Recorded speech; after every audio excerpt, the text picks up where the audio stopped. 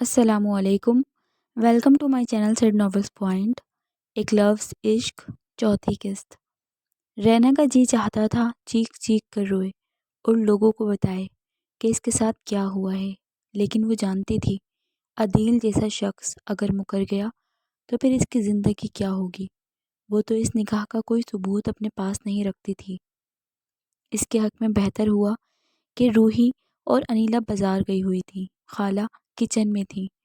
ایاز بھائی تو آفس سے 4-5 بجے کے قریب ہی لوٹتے تھے۔ تکیے میں منہ چھپا کر وہ خوب روئی اور ساری چیخیں اسی میں دفن کر دیں۔ وہ ماں کے پاس جانا چاہتی تھی، لیکن یہ خیال کہ وہاں وہ بھی موجود ہوگا اس کے پاؤں میں زنجیر ڈال دیتا تھا۔ اس پر کب کبھی طاری ہونے لگی اور کچھ دیر بعد تیز بخار نے آ لیا۔ ایاز پڑوس میں رہنے والے ڈاکٹر صاحب کو بلا لایا۔ انہوں نے دوا لکھ کر دی۔ رات 10 بجے تک اس کا بخار خاصا کم ہو چکا تھا، لیکن وہ بری طرح نڈھال دکھائی دیتی تھی۔ گیٹ کی بیل بج رہی تھی۔ اس وقت وہ سب اس کے گیٹ جمع تھے اور اسے کچھ نہ کچھ کھا لینے کے لیے کہہ رہے تھے۔ ایاز گیٹ پر گیا۔ واپسی پر عدیل بھی ساتھ تھا۔ وہ سب تو تپاک سے ملے، لیکن رینا کو لگا اس پر ایک بار پھر کب کبھی طاری ہونے لگی ہے۔ چلو میں تمہیں لینے آیا ہوں۔ اسے بہت تیز بخار ہے، آج کا دن ریسٹ کرنے دو، کل ایاز چھوڑ آئے گا، خالہ سمجھا رہی تھی۔ نہیں، اسے آج ہی جانا ہوگا، مجھے ابو نے بھیجا ہے۔ میں تایا ابو سے خود بات کر لیتی ہوں، انہیں بتا دیتی ہوں کہ ابھی میں آنا نہیں چاہ رہی۔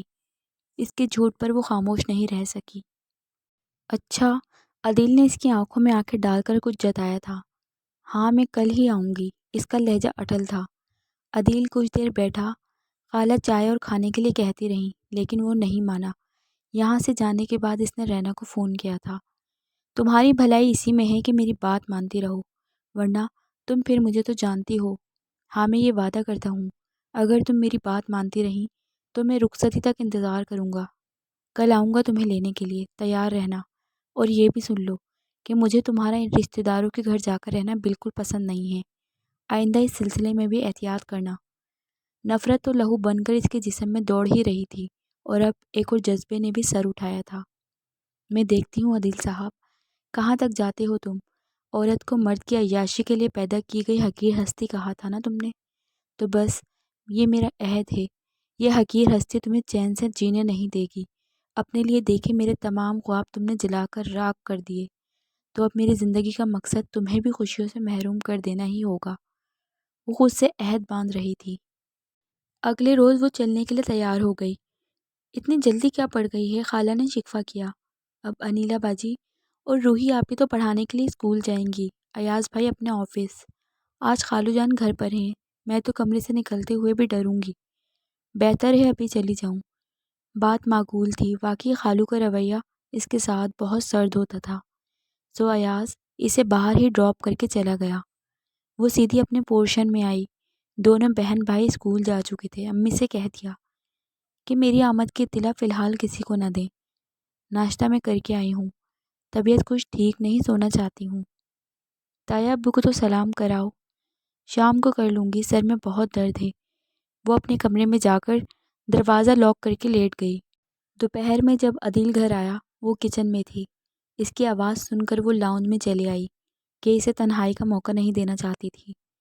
روٹی بن گئی ہے بیٹا، تو کھانا لگا دو۔ جی اچھا امی، وہ کہہ کر بھی بیٹھی رہی۔ جب عدیل چینج کرنے اپنے کمرے میں گیا تب اس نے کھانا میز پر لگایا۔ عدیل نے سب سے نظر بچا کر اسے 2-3 بار گھور کر دیکھا، لیکن وہ نظر انداز کر کے کھانا کھاتی رہی۔ لیکن جیسے ہی تایا ابو ٹیبل سے اٹھے وہ ضبط نہ کر سکا۔ میں نے کہا تھا تم سے کہ میں پک کر لوں گا، پھر کیوں چلی آئیں؟ میں بھول گئی تھی، اس نے آرام سے کہا۔ کیا بھول گئی تھی تم؟ وہ خاصا اونچا بول گیا تو شاہدہ اور آصفہ حیرت سے اس کی جانب دیکھنے لگی۔ جواب دو میری بات کا۔ اسے آرام سے کھانا کھاتے دیکھ کر اس کا ضبط جواب دے رہا تھا۔ کہا تو ہے بھول گئی تھی، کیوں بھوسا بھرا ہوا ہے سر میں؟ کیا ہوا عدیل، تم ایسے کیوں بات کر رہے ہو؟ شاہدہ بیگم خاموش نہیں رہ سکی۔ وہ اٹھ کر اپنے کمرے میں چلا گیا، کھانا بھی نہیں کھایا۔ تم بتاؤ بات کیا ہوئی ہے؟ دونوں اس سے پوچھنے لگیں۔ یہ ہر کسی کو اپنا ملازم سمجھتے ہیں، ملازم بھی کیا بلکہ نچلے درجے کی مخلوق خیال کرتے ہیں۔ یہ ٹھیک ہے، تایا ابا کے ہم پر بہت احسان ہے۔ ان کی ہر بات ماننا، ان کے ہر حکم پر سر جھکانا ہمارا فرض بنتا ہے۔ ارے یہ تم کیسی باتیں کر رہی ہو رینا؟ علیم تمہیں اتنا ہی چاہتے ہیں جتنا کہ سگی بیٹی کو چاہا جا سکتا ہے۔ میں علیم سے بات کرتی ہوں، تم اس طرح مت سوچو۔ دراصل عدیل کا دماغ اس کی پھوپھیوں اور ان کی بیٹیوں نے خراب کر رکھا ہے، اور شاہدہ بیگم نے واقعی عدیل کی شکایت علیم صاحب سے لگا دی۔ شام کی چائے پر اس کی پیشی تھی اور سب کے سامنے تایا ابو نے اسے سخت باتیں سنائی تھیں۔ آخر میں کہا تھا، آئندہ کبھی رینا سے اونچی آواز میں بھی بات نہ کرنا۔ ابا، آپ اسے منع نہیں کرتے؟ میں نے جو کہنا تھا کہہ دیا۔ یاد رکھو، یہ شمع، رشنا یا بینا نہیں ہے۔ ان تینوں کو ماؤں نے بیجا آزادی دے کر بگاڑ رکھا ہے۔ رینا میری بیٹی ہے۔ رشنا اور شمع واقعی ماں باپ کی آزادی کا ناجائز فائدہ اٹھا رہی تھیں۔ غیر ملکی فلموں نے ان کے مزاج پر گہرا اثر چھوڑا تھا، اور اب انہیں بہت سی روایات معیوب دکھائی دیتی تھیں۔ ان کے نزدیک زندگی کا مزہ ہلے گلے اور موج مستی میں تھا۔ لباس سے لے کر کھانا پینا، بول چال، سب بدیسی تھا۔ بینا پر بھائیوں کی طرف سے کچھ پابندی تھی، اس لیے وہ ان کے مقابلے میں تھوڑی پیچھے تھی، جس کا اسے بے حد قلق تھا، اور وہ ان دونوں سے کھار کھاتی تھی۔ عدیل کے معمولات اب بھی وہی تھے۔ ہاں، اب دن کے اوقات میں اس کا وقت باپ کے آفس میں گزرنے لگا تھا کہ یہ ان کی ہدایت تھی، مگر وہ 2 بجے کے قریب وہاں سے نکل آتا تھا، اور پھر رات تک اس کے پاس وقت ہی وقت ہوتا تھا۔ جو کچھ اس نے رینا کے ساتھ کیا، اس کے بعد رینا کو زندگی بے مقصد لگنے لگی تھی۔ بہت دنوں تک وہ کتابوں کی طرف ہاتھ نہیں بڑھا سکی۔ اس کے دماغ میں ایک فلم سے چلتے رہتی تھی، اور ہر سوچ انتقام پر جا کر ختم ہوتی تھی۔ کبھی عدیل کو زہر دینے کا خیال آتا تو کبھی کسی اور طریقے سے اسے تکلیف میں مبتلا کرنے کا سوچتی۔ ایک ہی بات بار بار سوچتے آخر وہ اس نتیجے پر پہنچی کہ زندگی ختم نہیں ہوئی، اسے اس کے ساتھ نہیں رہنا، اپنے پیروں پر کھڑا ہونا ہے، اور اس کے لیے تعلیم بہت ضروری ہے۔ لہٰذا وہ ایک بار پھر پڑھائی کی طرف متوجہ ہو گئی۔ انہی دنوں یہ خوشخبری ملی کہ عدیل کو تایا ابو اسلام آباد بھیج رہے ہیں۔ وہ نئی برانچ کھول رہے تھے، اور اس کی نگرانی کے لیے اسے اب اسلام آباد رہنا ہوگا۔ کتنا اچھا ہو گیا تھا، ورنہ اس کی موجودگی میں دم گھٹتا محسوس ہوتا تھا۔ اس نے طمانینت سے سوچا تھا، اس کی تینوں کزنز اور اس شہر میں رہنے والی انہی جیسی اس کی دوست لڑکیاں بے حد اداس تھیں۔ رات 11 بجے دونوں بہن بھائی سو چکے تھے۔ امی بھی یقیناً اپنے کمرے میں سو رہی تھی، جبکہ وہ نوٹس تیار کرنے میں لگی تھی۔ اسے پتہ ہی نہیں چلا وہ کب کمرے میں آیا اور بہت قریب آ کر اس کی گردن پر ہاتھ رکھ دیا۔ رینا ڈر کر اچھل پڑی۔ تمہیں ڈرنا ہی چاہیے کہ یہ میں ہوں۔ وہ اب سامنے آ گیا، اور رینا کا دل اچھل کر حلق میں آ گیا۔ آج وہ کیسے اور کیوں دروازہ لاک کرنا بھول گئی، حالانکہ بہت محتاط رہنے لگی تھی۔ جا رہا ہوں، لیکن اس کا یہ مطلب نہیں کہ منمانیاں شروع کر دو، اور یہ زیادہ پڑھائی کی بھی ضرورت نہیں ہے۔ میں نے تم سے نوکری تھوڑا ہی کروانی ہے۔ اس نے گھبراہٹ میں کھڑی ہونے والی رینا کی کمر میں ہاتھ ڈال دیا۔ یہ کیا کر رہے ہو؟ چھوڑو مجھے۔ خوف سے اس کی آواز بند ہونے لگی تھی۔ بیوی ہو میری، کچھ بھی کر سکتا ہوں۔ وہ مسکرایا تھا۔ رینا نے نفرت سے منہ پھیر لیا۔ کبھی مسکرا کر پیار سے بھی دیکھ لیا کرو۔ ترس گیا ہوں تمہاری آنکھوں میں اپنا عکس دیکھنے کے لیے۔ دیکھو، جو کچھ بھی کیا اس لیے کیا کہ تم مجھے اچھی لگتی ہو۔ مجھے ڈر تھا کہیں چچی تمہیں اپنے بھانجے ایاز سے منسوب نہ کر دیں، کہ یقیناً تمہاری بھی یہی خواہش تھی۔ میں تمہیں یقین دلاتا ہوں تم میرے ساتھ خوش رہو گی۔ وہ ایاز بھلا کیا دے سکتا ہے تمہیں؟ اس نے اسے ایاز سے متعلق غلط فہمی سے نکالنا ضروری نہیں سمجھا۔ ارے خوش قسمت ہو جو میری بیوی بن گئی ہو۔ پتہ ہے آدھے شہر کی لڑکیاں مرتی ہیں مجھ پر۔ توبہ، ابھی اس شہر پر ایسا بھی عذاب نہیں آیا۔ ہاں، چند بے راہ ضرور ٹائم پاس کرتی ہیں۔ وہ صرف سوچ سکتی تھی، بولنے کی سکت نہیں تھی اس میں۔ آؤ نا، اس نے قریب کرنا چاہا۔ امی، امی، رینا نے چلانے لگی۔ کہاں تو آواز نہیں نکل رہی تھی، اور اب کہاں اس کا چلانا رات کے سناٹے کو چیر گیا تھا۔ جب آصفہ کمرے میں آئی تو وہ کرسی پر بیٹھی کانپ رہی تھی۔ دونوں چھوٹے بچے سو رہے تھے، اور کمرے میں کوئی نہیں تھا۔ کیا ہوا رینا، اتنی زور سے کیوں چلائی تھی؟ کچھ نہیں امی، بس یہیں بیٹھے بیٹھے سو گئی تھی، اور پھر میں ڈر گئی۔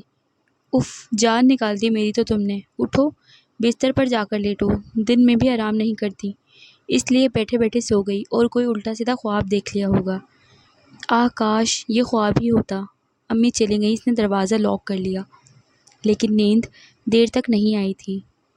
اس کے اسلام آباد جانے کے بعد وہ کچھ سنبھل گئی تھی۔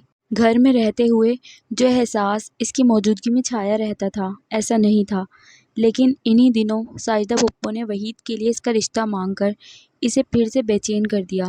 خبر اسلام آباد میں عدیل کو بھی پہنچ گئی تھی۔ اس نے شاہدہ بیگم سے کہا تھا، ابو سے کہیے رینا کے لیے بات کریں۔ شاہدہ بیگم کو یہ سن کر بہت خوشی ہوئی تھی۔ وہ تو سمجھتی تھیں عدیل ساجدہ یا جاذبہ میں سے کسی کی لڑکی کو پسند کرے گا۔ انہوں نے بڑے جوش کے عالم میں علیم سے بات کی تھی اور کہا تھا یہ عدیل کی مرضی بھی ہے۔ عدیل نے رینا کو پسند کر کے سمجھداری کا ثبوت دیا ہے، لیکن میں سمجھتا ہوں وہ رینا کے لیے مناسب نہیں۔ مجھے رینا کا باپ بن کر بھی تو سوچنا ہے، اور جب میں ایسا سوچتا ہوں تو عدیل مجھے مناسب نہیں لگتا۔ جب اگلے ہی روز اس کا فون آنے پر شاہدہ نے اسے یہ بات بتائی تو اس نے کہا، آپ ابو سے کہیں وہ رینا اور چچی سے پوچھ لیں، اگر انہیں اعتراض نہیں تو پھر ابو کو بھی اعتراض نہیں ہونا چاہیے۔ وہ پہلے ہی کہہ رہے تھے کہ آصفہ بیچاری تو کبھی انکار نہیں کرے گی، لیکن میں یتیم بچے پر ظلم نہیں کر سکتا۔ اوہو، یہ ابو بھی نا، کیا انہیں میری خوشی کا خیال نہیں؟ وہ جھنجھلا رہا تھا۔ تم خود اپنے ابو سے بات کر لو، شاید تم انہیں اطمینان دلا سکو۔ اصل میں انہیں تمہارا بھروسہ نہیں۔ ٹھیک ہے، میں خود بات کر لوں گا، اس نے رکھائی سے کہہ کر فون بند کر دیا، اور 2 روز بعد وہ گھر میں بیٹھا تھا۔ ابو تم سے بات کریں تو تمہارے لیے ہاں میں جواب دینا ہی بہتر ہے۔ دوسری صورت میں بڑی قسم کھا لوں گا، مگر یہ نہیں مانوں گا کہ تم سے نکاح کیا ہے، لیکن کبھی تمہیں چھوڑوں گا نہیں۔ میں نے کیا بگاڑا ہے تمہارا؟ بہرحال ابو تمہاری مرضی پوچھیں تو ہاں میں جواب دینا، اور جواب نہ میں ہونے کی صورت میں تیار رہنا۔ میں ہوٹل میں کمرہ بک کروا لوں گا۔ وہ اندر سے کانپ گئی۔ عدیل معنی خیز مسکراہٹ کے ساتھ اس کے قریب آ بیٹھا۔ اسی وقت آصفہ بیگم کمرے میں داخل ہوئیں اور ان دونوں کو اتنے قریب بیٹھے دیکھ کر ٹھٹک گئیں۔ چچی، ہم دونوں پسند کرتے ہیں ایک دوسرے کو، ابا رشتہ ڈالیں گے، پلیز ہماری خوشیوں کا خیال کیجیے گا۔ وہ چپ رہیں اور رینا کو ماں کی چپ بری طرح گھائل کر گئی۔ کیا اس میں تمہاری مرضی بھی شامل ہے؟ امی نے اسے حیرت سے دیکھا تھا۔ امی، یہ صرف عدیل کی خواہش ہے۔ ماں کے سوال پر وہ گڑبڑا گئی، پھر بولی، میرا خیال ہے اس میں حرج بھی نہیں ہے۔ ہاں ویسے تو عدیل اچھا ہے، لیکن آزاد خیال ہے۔ بہت سی لڑکیوں سے اس کی دوستی ہے، شادی کے بعد بھی دوستی نہ چھوڑی تو تمہارے لیے مشکل ہوگی۔ وہ کہتا ہے سب چھوڑ دوں گا، اور پھر تایا ابو بھی تو ہیں نا، وہ اسے ایسا نہیں کرنے دیں گے۔ ہاں، بھائی صاحب کی طرف سے تو مجھے مکمل اطمینان ہے، اور اسی اعتماد کے سہارے جب تایا ابو نے رینا کا رشتہ مانگا تو آصفہ بیگم نے ہاں کر دی۔ جیسے ہی اس رشتے کی خبر ساجدہ اور جاذبہ تک پہنچی، انہیں پہلے تو یقین ہی نہیں آیا، پھر یہی سوچا ضرور علیم نے زبردستی کی ہوگی۔ شمع نے جس وقت عدیل کو فون کیا وہ لاؤنج میں بیٹھا چائے پی رہا تھا، اور رینا بھی ملازمہ کے سر پر موجود صفائی کروا رہی تھی۔ ارے ہاں بھائی، رشتہ پکا ہوا ہے، گھبراتی کیوں ہو؟ وہ پرانے زمانے کی باتیں نہیں کہ بیوی زندگی کی ساتھی ہے، یہ ہے تو وہ ہے۔ اب تو ساری اہمیت محبوبہ کی ہوتی ہے۔ گھر میں سمجھو ایک مشین لا رہا ہوں جو میرے لیے وقت پر کھانا بنا سکتی ہے، میرے کپڑوں کا خیال رکھ سکتی ہے، میرے پاؤں دبا سکتی ہے اور بچہ پیدا کر سکتی ہے۔ کہا، ارے جانو، تمہاری جگہ کون لے سکتا ہے؟ بیوی تو سمجھو وہ عورت ہوتی ہے جس کی جانب دیکھنا بھی گوارا نہیں کیا جاتا، تھکن کی ماری، ذمہ داریاں نبھاتے ہوئے اپنا آپ بھلا دینے والی عورت۔ میں تو سمجھتا ہوں کوئی بھی مرد بیوی کی کمپنی کو پسند نہیں کرتا، اور میرے جیسا مرد تھکی ہاری عورت کو پسند نہیں کرتا۔ رینا کو اس کی باتوں نے ہراساں نہیں کیا، وہ اداسیوں میں نہیں گھری، بلکہ اس کے اندر سلگنے والی آگ کو ہوا ملی تھی اور وہ بھڑکنے لگی تھی۔ اس کا جی چاہا دوسری طرف جو بھی عورت ہے جا کر اس کا بھی منہ نوچ لے، جو عورت کو ذلیل کروا کر بھی سر اٹھا کر بیٹھی تھی اور ذلیل کرنے والے کے لیے مری جا رہی تھی۔ شمع تھی بیچاری، رو رہی ہے۔ کہو تو اس سے بھی نکاح کر لوں، اسلام میں 4 کی اجازت ہے۔ ہاں ٹھیک ہے، بلکہ میں خود تایا ابو سے بات کرتی ہوں، پہلے تم اسے گھر لے آؤ۔ میں تو پڑھ رہی ہوں اور مجھے تو کوئی خواہش بھی نہیں ہے۔ اچھا ہے کچھ دیر کے لیے ناپسندیدہ زندگی ٹل جائے گی۔ کیا مطلب ہے تمہارا؟ وہ بوکھلایا۔ وہی تو کہہ رہی ہوں، خود تایا ابو سے بات کر کے انہیں قائل کرنے کی کوشش کرتی ہوں۔ تمہاری تو ایسی بات وہ مانیں گے نہیں، اور یہ تم کیوں کرتی رہتی ہو؟ آپ کہہ کر بلایا کرو، اور کوئی ضرورت نہیں ہے اب سے اس قسم کی بات کرنے کی۔ میں تم سے شدید نفرت کرتی ہوں۔ بے کردار لوگ میرے خیال میں کسی عزت کے مستحق نہیں ہوتے۔ ملازمہ کام چھوڑ کر انہیں دیکھنے لگی تو وہ اٹھ کر اپنے کمرے میں چلا گیا۔ آصفہ اور شاہدہ شادی کی تیاریوں میں لگ گئی تھیں، جبکہ اسے سوائے اپنے پڑھائی کے اور کسی چیز کا ہوش بظاہر نہیں تھا۔ شادی سے ایک ہفتہ قبل عدیل اسلام آباد سے آ گیا۔ اس نے دونوں پھپھوؤں کو ادھر آ جانے کو کہا۔ جاذبہ کو زیادہ غصہ تھا کہ وہ تو عدیل کو اپنا داماد تسلیم کیے بیٹھی تھیں، وہ نہیں آئیں۔ ساجدہ نے سوچا بھائی سے بگاڑ مناسب نہیں، عدیل تو ہاتھ سے نکل ہی چکا ہے، باقی کے فوائد تو اپنی جگہ موجود ہی ہیں۔ وہ اور ان کے بچے آ گئے۔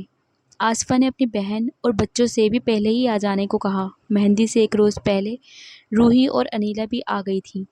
دلہن بن کر اس پر بہت روپ آیا تھا، جس نے دیکھا سراہا تھا۔ دیکھو رینا کتنی پیاری لگ رہی ہو۔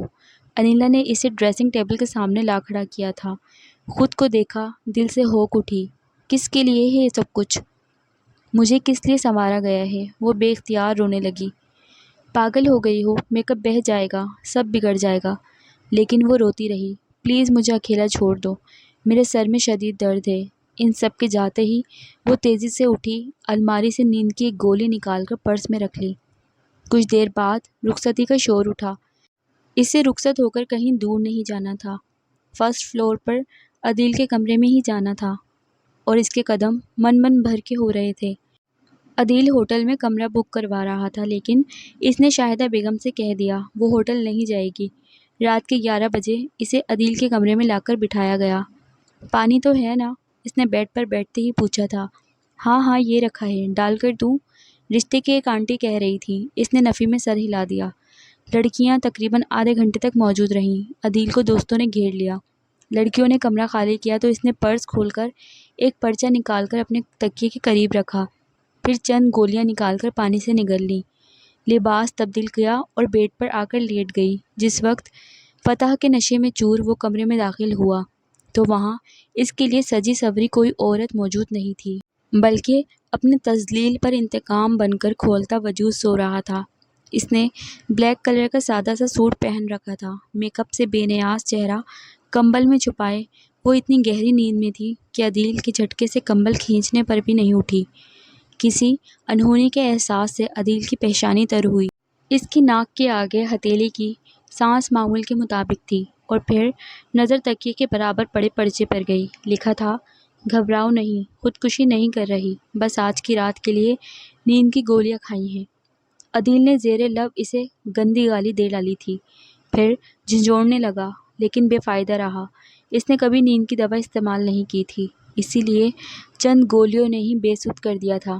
اسے عدیل سے اس شدت پسندی اور اجڑ پن کی امید نہیں تھی۔ رات کا بدلہ جس طرح صبح اس نے لیا، رینا کی روح کانپ اٹھی اور جی میں آیا ایسی زندگی سے تو موت بہتر ہے۔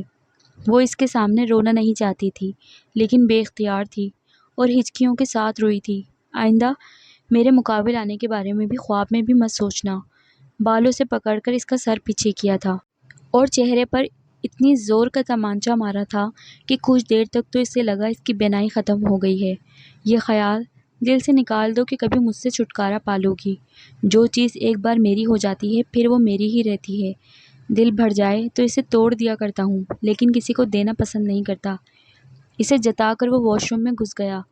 فریش ہو کر نکلا تو وہ ابھی تک رو رہی تھی۔ بیڈ سے ذرا فاصلے پر رک کر عدیل نے اس کے جھٹکے لیتے جسم کو دیکھا، سسکیوں کو سنا۔ اب یہ رونا دھونا بند کرو، اٹھ کر فریش ہو جاؤ، ابھی ناشتہ لے کر کوئی آ جائے گا۔ رینا تیزی سے بیڈ سے اتری اور واش روم میں گھس گئی۔ نیلے رنگ کا جوڑا جس پر سلور کام تھا ہینگ کیا ہوا تھا۔